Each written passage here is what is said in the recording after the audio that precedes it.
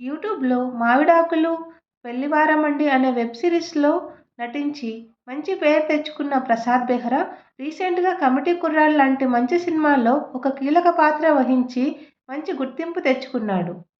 అయితే ప్రసాద్ బెహ్రాని జూబ్లీహిల్స్ పోలీసులు అరెస్ట్ చేసి చెంచల్గూడ జైలుకి 14 రోజులు రిమాండ్‌కైతే పంపించడం జరిగింది.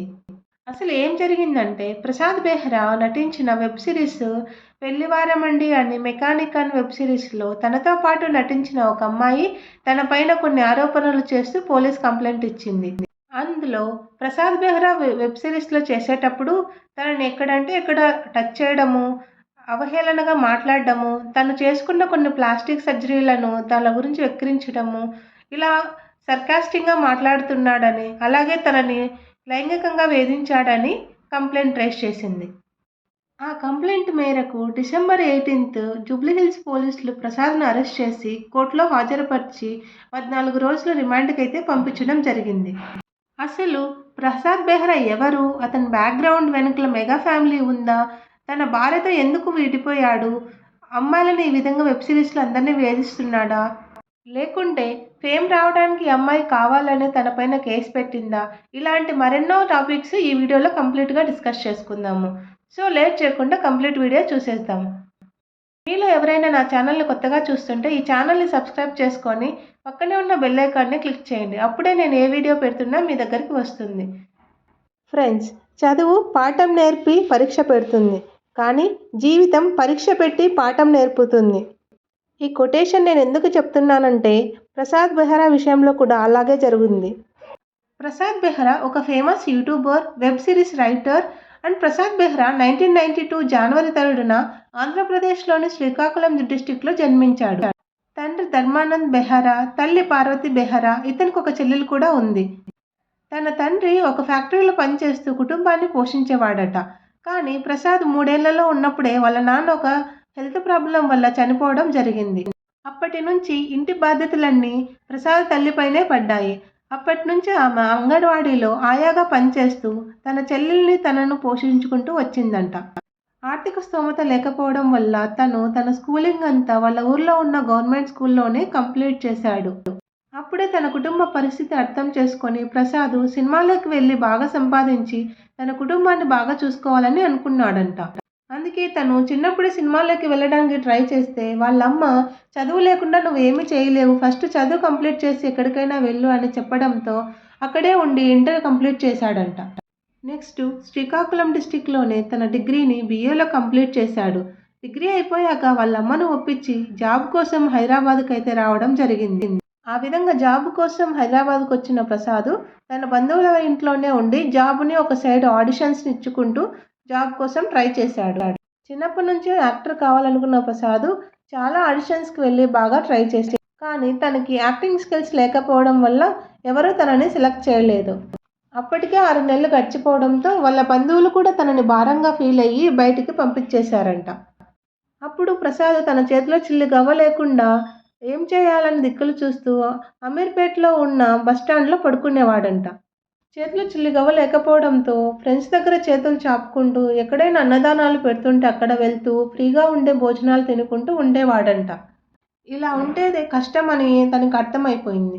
సో ఎందుకు ఇలా టైం వేస్ట్ చేయడము, సరే ఒక జాబ్ తెచ్చుకుందామని ఒక రియల్ ఎస్టేట్లో ఒక జాబ్ తెచ్చుకొని ఒక 3 మంత్స్ జాబ్ చేసి దాంతో వచ్చిన డబ్బులతో ఇండస్ట్రీ సైడ్ రావడానికి ట్రై చేశాడంట. నెక్స్ట్ డే తనకు తెలిసిన వాళ్ళతో మాట్లాడి డైరెక్టర్ మారుతి దగ్గర అసిస్టెంట్ డైరెక్టర్గా పనిలో చేరాడు. అలా డైరెక్టర్స్ దగ్గర అసిస్టెంట్ డైరెక్టర్గా పనిచేస్తూ స్క్రిప్ట్ డైరెక్టర్గా పనిచేస్తూ కొంచెం ఎక్స్పీరియన్స్ అయితే గెయిన్ చేసుకున్నాడు. అదే టైంలో తనకు ఒక యాక్సిడెంట్ జరగడం వల్ల 10 రోజులకైతే కోమాలో వెళ్ళిపోయాడంట. అలా తన కొడుకు కోమాలో ఉండడం చూసి తట్టుకోలేకపోయిన తన అమ్మ తనని శ్రీకాకుళం డిస్టిక్కి తీసుకెళ్ళి 6 నెలలు చంటి బిడ్డలాగా చూసుకొని తనకి హెల్త్ బాగయ్యేలాగా చూసుకుందంట. అలా 6 మంత్స్ తర్వాత ప్రసాద్ రికవర్ అయ్యాక తల్లి మాట మేరకు శ్రీకాకుళంలోని చిన్న జాబ్ చేస్తూ అదే జాబ్లో వచ్చిన డబ్బుతో తన సిస్టర్ పెళ్లి చేశాడంట. ఆ తర్వాత తన సినిమా కళనైతే వదులుకోలేదు. మరి 2017లో వాళ్ళమ్మను ఒప్పించి ఇండస్ట్రీకి ఎంట్రీ ఇచ్చాడంట. ఆ తర్వాత చాలా ఛాన్స్‌ల కోసం ట్రై చేసి తనకు తెలిసిన ఒక మేనేజర్‌తో మాట్లాడి ఆ మేనేజర్ ఛాన్స్ ఇవ్వడం వల్ల ఈటీవీలో వచ్చిన 'లైఫ్ ఈజ్ బ్యూటిఫుల్', 'అల్లరే అల్లరి' సీరియల్స్‌కి అసిస్టెంట్ రైటర్‌గాను, అసిస్టెంట్ డైరెక్టర్‌గాను పనిచేశాడు. కానీ అలా ఎంత పని చేసినా తనకి నేమ్ కానీ, ఫేమ్ కానీ, మనీ కానీ రాకపోవడంతో వేరే ఛాన్సెస్ వెతకడం స్టార్ట్ చేశాడు. అప్పుడే అందరూ యూట్యూబ్, సోషల్ మీడియాని ఎక్కువ వాడడం స్టార్ట్ చేశారు. అప్పుడే కొన్ని ఎంఎన్‌సీ కంపెనీస్ కొన్ని యూట్యూబ్ ఛానల్స్‌ని తన హ్యాండ్ ఓవర్‌లో పెట్టుకొని వెబ్ సీరీస్‌ని స్టార్ట్ చేయడానికి కంటెంట్ రైటర్ల కోసం వెతకడం అయితే స్టార్ట్ చేశారు. ప్రసాద్ ఆ ఛానల్స్‌కి సెలెక్ట్ అవ్వడం వల్ల 'ఐయామ్ ప్రెగ్నెంట్' అనే సీరీస్‌కి యాక్ట్ చేస్తూ స్క్రిప్ట్ కూడా రాశాడు. అది అంత పెద్ద సక్సెస్ అయితే అవ్వలేదు కానీ తన యాక్టింగ్‌కి, కామెడీకి, స్క్రిప్ట్‌కి చాలా ఆఫర్స్ రావడం జరిగింది. అలా 'బ్రేకప్ సోడా' అనే షార్ట్ ఫిల్మ్ చేసేటప్పుడు అందులో తనతో పాటు యాక్ట్ చేసిన జాను నారాయణ అనే అమ్మాయితో పరిచయం ఏర్పడింది. అలా ఇద్దరు చాలా షార్ట్ ఫిల్మ్స్‌లో కలిసి పనిచేయడం వల్ల ఒకరికంటే ఒకరు చాలా ఇష్టం ఏర్పడి అది ప్రేమగా మారింది. అలా వాళ్ళ ప్రేమ 2½ ఇయర్ లివింగ్ టుగెదర్‌లో ఉండి పెద్దలకు చెప్పి పెళ్లి చేసుకోవాలని అనుకున్నారట. జాను వాళ్ళ ఇంట్లో మొదటగా ఒప్పుకోకపోయినా తర్వాత ఒప్పుకొని ఇద్దరికి గ్రాండ్‌గా అయితే పెళ్లి చేయడం జరిగింది. పెళ్లి తర్వాత ఇద్దరు చాలా షార్ట్ ఫిల్మ్స్, యూట్యూబ్స్ చేసుకుంటా చాలా బిజీ అయిపోయారు. అలా 1 ఇయర్ అయితే జరిగిపోయింది. తర్వాత జానుని ఇంట్లో పెట్టేసి ప్రసాద్ పబ్స్‌కి, పార్టీస్‌కి అంటూ ఫ్రెండ్స్‌తో తిరగడం స్టార్ట్ చేశాడంట. అది జానుకి ఏమాత్రం నచ్చలేదంట. తను చాలా సార్లు చెప్పి చూసినా ప్రసాద్ వినలేదని విసిగిపోయిన జాను విడాకులు తీసుకోవాలని అనుకుందంట. కానీ పెద్దవాళ్ళు ఇద్దరిని కలపడానికి చాలా ట్రై చేశారంట. కానీ జాను ప్రసాద్ తీరు నచ్చలేక నేను ఉండనంటే ఉండను అని విడాకులకైతే అప్లై చేసిందంట.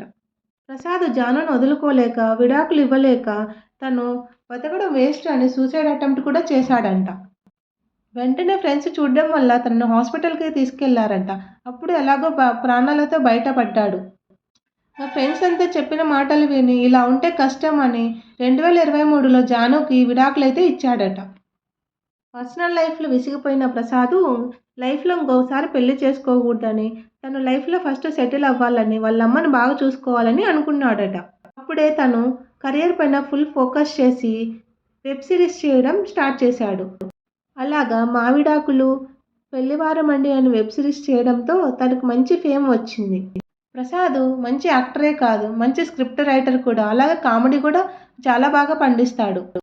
తనకున్న ఈ నటన skills, comedy skills and script స్కిల్స్‌కి రీసెంట్‌గా నిహారిక తీసిన మూవీ 'కమిటీ కుర్రాళ్ళ'లో ఒక కీలక పాత్ర అయితే పోషించాడు. ఈ విధంగా ప్రసాద్‌కి మంచి మంచి ఛాన్స్‌లు రావడం అయితే జరుగుతా ఉంది.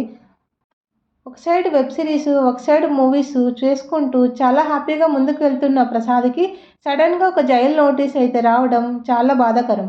ప్రసాద్ శ్రీకాకుళం డిస్ట్రిక్ట్ అవ్వడం వల్ల తనకి ఉన్న ప్రాంతీయ భాషను యూజ్ చేసుకుంటూ కమెడియన్‌గా మంచి పేరు తెచ్చుకున్నాడు. జనరల్‌గా తను అందరితోనూ ఫ్రెండ్లీగా అప్పుడప్పుడు జోక్స్ వేసుకుంటూ ఉంటాడంట. తను మాట్లాడే ఆ సర్కాసిజము, కామెడీ అనేది కొంతమందికి నచ్చిండదు.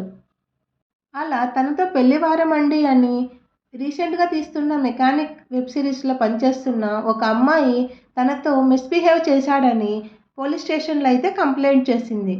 'పెళ్లివారమండి' అనే వెబ్ సిరీస్ చేస్తున్నప్పుడు తనను అసభ్యంగా తాకాడని, అప్పుడు ఆమెను నచ్చకపోతే వెబ్ సిరీస్ చేయనని చెప్పి వెళ్ళిపోయినట్టు ఫిర్యాదు చేసింది. తర్వాత ప్రసాద్ చాలాసార్లు సారీ చెప్పి ఇలా ఇంకెప్పుడు చేయనని తనను బ్రతిమలాడినందుకు నెక్స్ట్ 1 ఇయర్ తర్వాత 'మెకానిక్' వెబ్ సిరీస్‌లో సైన్ చేశానని చెప్పుకొచ్చింది. కానీ ప్రసాద్ తీరులో ఏం మార్పు లేదని, తను కావాలనే ఇలా మిస్‌బిహేవ్ చేస్తున్నాడని, తను ఎలా ఉన్నా ఏదో ఒకటి కామెడీ చేయడము, సర్కాస్టిక్‌గా మాట్లాడడము, అందరి ముందు తనపైన జోక్స్ వేయడము, తనను అసభ్యంగా మాట్లాడడము ఇవన్నీ చేస్తున్నాడని ఫిర్యాదులో నమోదు చేసింది. ఆమె ఇచ్చిన ఫిర్యాదు మేరకు పోలీసులు డిసెంబర్ 18న ప్రసాద్‌ని అరెస్ట్ చేసి నాంపల్లి కోర్టులో హాజరుపరచగా కోర్టు ప్రసాద్‌కి 14 రోజుల రిమాండ్ విధించింది. అసలు ఈ 14 డేస్ రిమాండ్‌కైతే ఎందుకు వెళ్తారు అంటే, ఆ 14 డేస్‌లో ఒక ఇన్వెస్టిగేషన్ చేసి ఎవరు తప్పు అని కన్ఫర్మ్ చేస్తారు. ఈ విధంగా టాలీవుడ్లో చాలా కేసెస్ అయితే అమ్మాయిలు పెడుతున్నారు. రీసెంట్‌గా జరిగిన జానీ మాస్టర్ కేసు కూడా ఇలానే జరిగింది. మరి ఇప్పుడు ప్రసాద్ బెహ్రా అదే అమ్మాయిలు చేస్తే అమ్మాయిల్ని వెంటనే జైలుకి పంపించరు. వాళ్ళ నేమ్ కూడా హైడింగ్‌లోనే చెప్తారు. కానీ అబ్బాయిలు చేస్తే 14 డేస్ వెంటనే జైలుకి పంపిస్తారు. ఇదెక్కడి న్యాయం అని నెటిజన్స్ ఫీల్ అవుతున్నారు. ఎందుకంటే రీసెంట్‌గా జరిగిన ఒక సాఫ్ట్వేర్ ఇంజనీర్ అతుల్ కేసులో కూడా అతను సూసైడ్ నోటు వీడియో ఉండి కూడా 3 days తర్వాత తన వైఫ్ని ఇన్లాస్ని అరెస్ట్ చేశారు.